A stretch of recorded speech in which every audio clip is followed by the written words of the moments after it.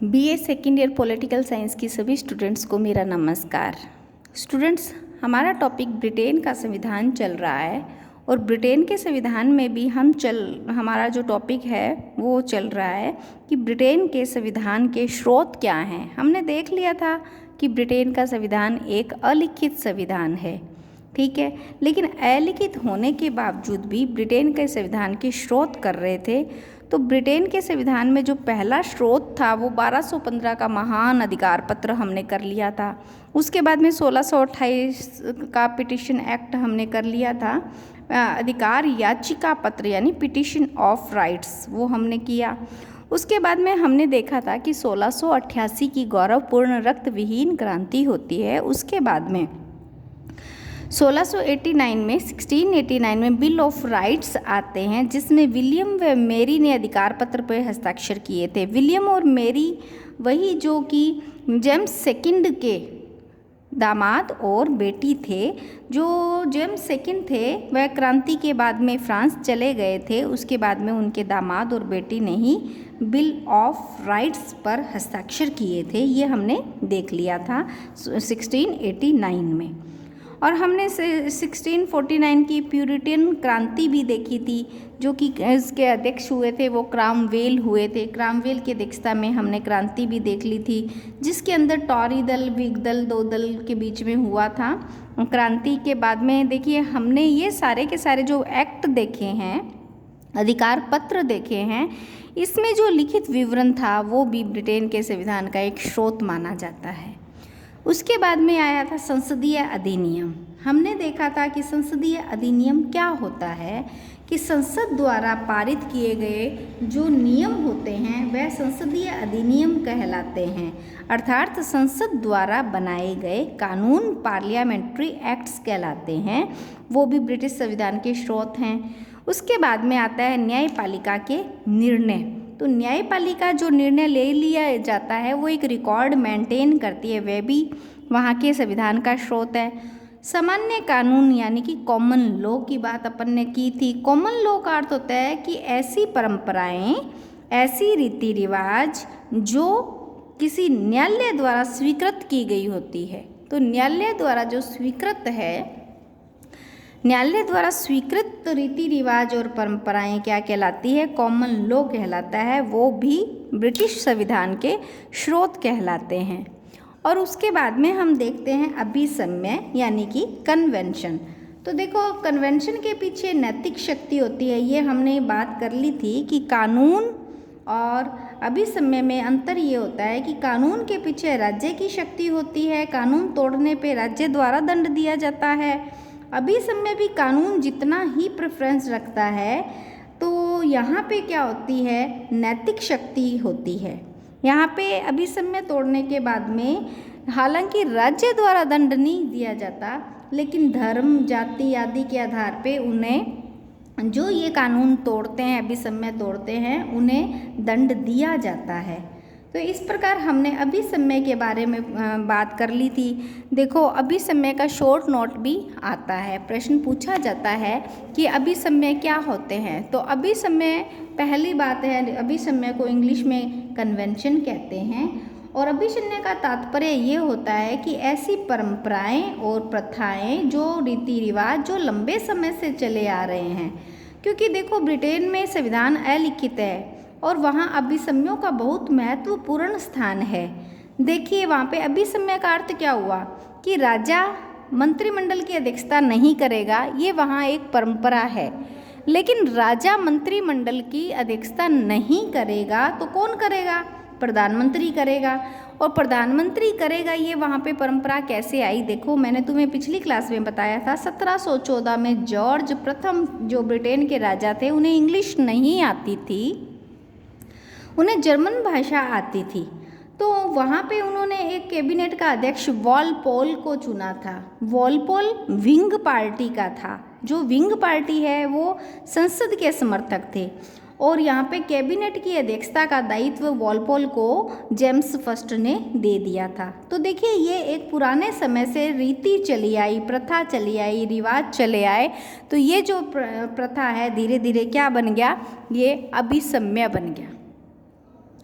इस प्रकार से जो कैबिनेट की अध्यक्षता करने लग गया वो वॉलपोल करने लग गया और ब्रिटेन का प्रथम प्रधानमंत्री भी वॉलपोल कहलाया।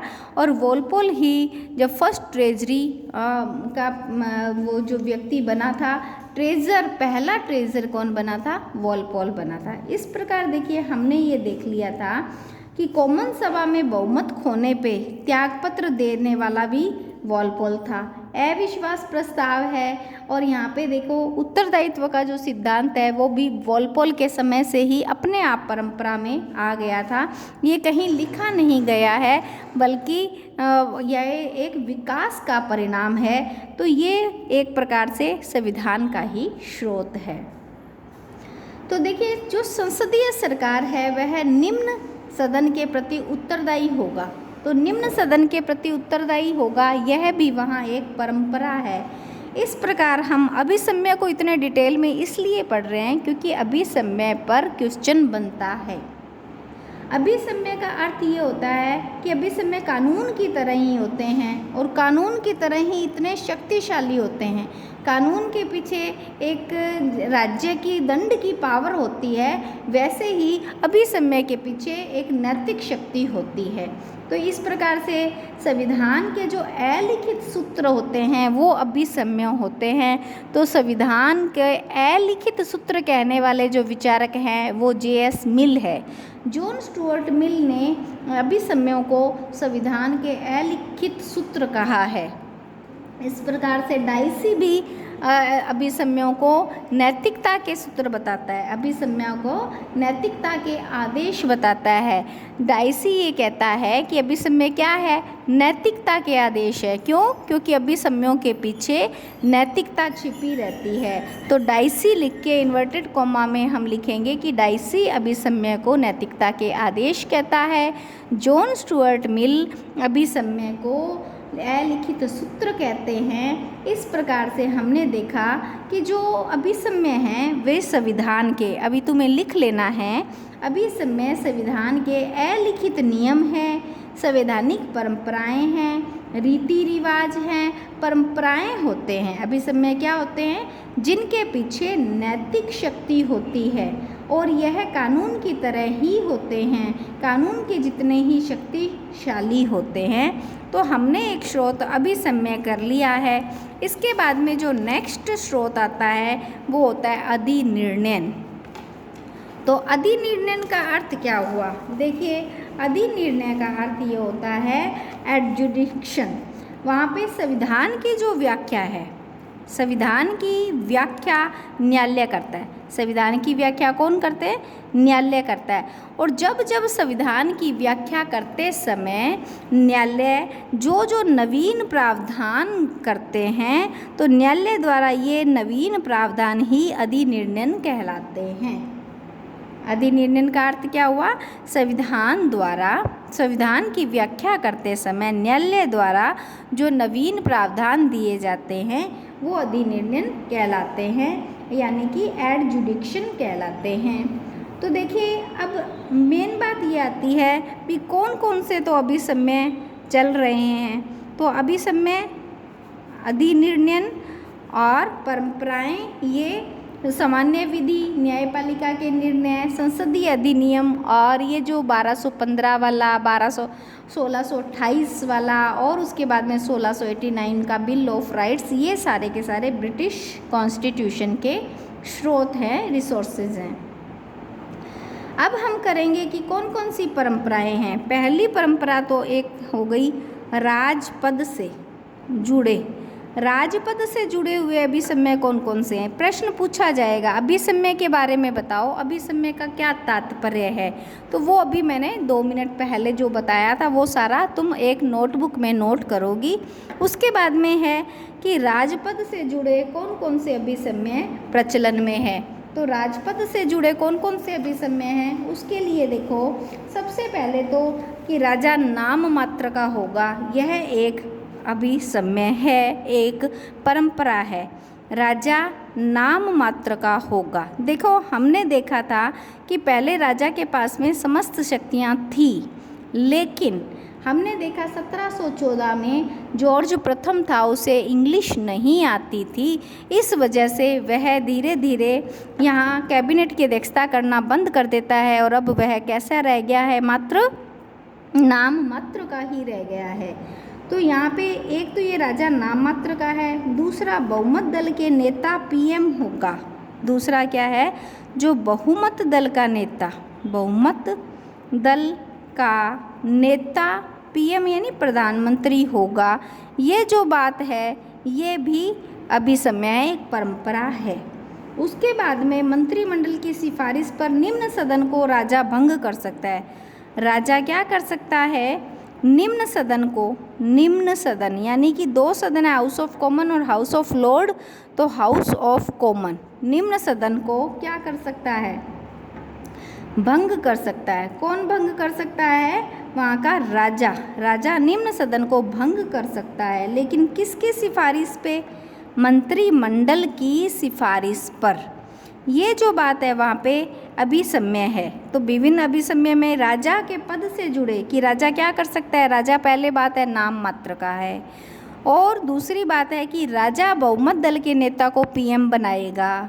तीसरी बात, राजा ही निम्न सदन को भंग करेगा, लेकिन हाउस ऑफ कॉमन को भंग करेगा, किसकी सलाह से, मंत्रिमंडल की सिफारिश से भंग करेगा। ये वहाँ पे प्रथाएं प्रचलित है। तो राजपद से जुड़ी तो ये प्रथाएं थी। अब संसद से जुड़ी कौन कौन सी प्रथाएं हैं, संसद से जुड़ी प्रथाएं या अभिसमय। तो संसद सर्वोच्च होगी, ये भी सबसे पहले वहाँ पे संसद की सर्वोच्चता, ये वहाँ पे एक अभिसमय है। कैबिनेट का शासन होगा, प्रधानमंत्री उसमें सर्वोच्च होगा, ये सारे के सारे वहाँ पे अभिसमय है। तो देखिए, संसद की सर्वोच्चता, कैबिनेट का शासन, प्रधानमंत्री के पास पावर, ये सारी चीज़ें क्या है, वहाँ पे संसद से जुड़ी प्रथाएं हैं जो कि लंबे समय से चली आ रही है। इसके बाद में अधिनिर्णय के बाद में यदि छठा पॉइंट देखते हैं तो यहाँ पे संविधान पर बनी टीकाएं हैं। संविधान पे बनी टीकाएं, टीकाएं क्या होती हैं, टीकाएं किसी विस्तार ग्रंथ का छोटे रूप में वर्णन टीका कहलाती है। विस्तार ग्रंथ को पढ़ा नहीं जा सकता, उसकी समरी किसी एक छोटी पुस्तक में लिख दी जाती है तो उसे टीका कहते हैं, और टीका को इजी वे में पढ़ा जा सकता है। तो यहाँ पे देखो कि संविधान पर लिखी कुछ टीकाएं हैं, टीकाएं हैं। तो यहाँ पे एक डॉयसी नाम के एक व्यक्ति हुए थे, डॉयसी ने 1885 में एक पुस्तक लिखी थी, law of the constitution, law of the constitution. अब ये देखो, ये जो लॉ ऑफ द कॉन्स्टिट्यूशन है ये 1885 में डाइसी ने लिखी। इस पुस्तक को भी वहाँ पे संविधान का स्रोत माना जाता है। उसके बाद में वेज हॉट की जो पुस्तक है उन्होंने 1687 में डाइसी से पहले ही लिखी थी। उन्होंने द इंग्लिश कॉन्स्टिट्यूशन लिखा था, द इंग्लिश कॉन्स्टिट्यूशन। तो यहाँ पे देखिए, ये इंग्लिश कॉन्स्टिट्यूशन और ये जो डाइसी की पुस्तक है, इंग्लिश कॉन्स्टिट्यूशन डाइसी से पहले ही वेज हॉट ने लिख दिया था, 1683 में ही लिख दिया था। तो 1687 में लिखा था, फिर उसके बाद में 200 वर्षों बाद में 1885 के अंदर डाइसी ने लिखा था। ये जो टीकाएं हैं ये संविधान के स्रोत हैं। तो यहाँ पे हमने आज कंप्लीट कर लिया है कि ब्रिटिश संविधान के स्रोत क्या क्या होते हैं। तो हमने सबसे पहले देखा था कि ब्रिटिश संविधान में स्रोत में हम अधिकार पत्र, संसदीय अधिनियम, न्यायपालिका के निर्णय, सामान्य कानून जो कॉमन लॉ है, कन्वेंशन है, अधिनिर्णय है, और फिर रहती है संविधान की टीकाएं। तो इनके बारे में कुछ कुछ बातें महत्वपूर्ण है वो मैं तुम्हें बताती हूँ कि प्रोफेसर मुनरो हुए थे, एक प्रोफेसर मुनरो ये बात कहते हैं कि ब्रिटिश संविधान संयोग व विवेक का शिशु है। संविधान कैसा है?